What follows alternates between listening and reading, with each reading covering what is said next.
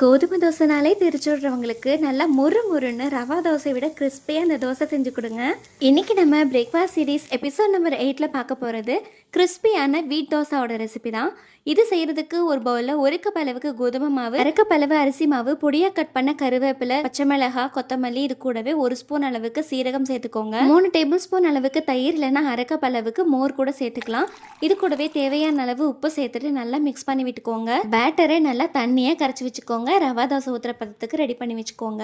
இப்போ கல் நல்லா சூடானதுமே ஆயிலில் க்ரீஸ் பண்ணிவிட்டு மீடியம் ஃப்ளேமில் வச்சுட்டு இந்த மாதிரி தோசை பரப்பி ஊற்றிக்கோங்க.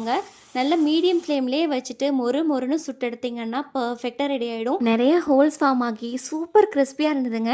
அப்படியே உடைச்சி சாப்பிட்ற அளவுக்கு கிறிஸ்பியாக இருந்தது. ஸோ நீங்களும் இந்த ரெசிபி ட்ரை பண்ணி பார்த்துட்டு எப்படி வந்ததுன்னு கமெண்ட் பண்ணுங்கள். இந்த பிரேக்ஃபாஸ்ட் சீரீஸ் உங்களுக்கு யூஸ்ஃபுல்லாக இருந்ததுன்னா மிஸ் பண்ணாமல் பார்க்குறதுக்கு நம்ம சேனலை சப்ஸ்கிரைப் பண்ணிக்கோங்க.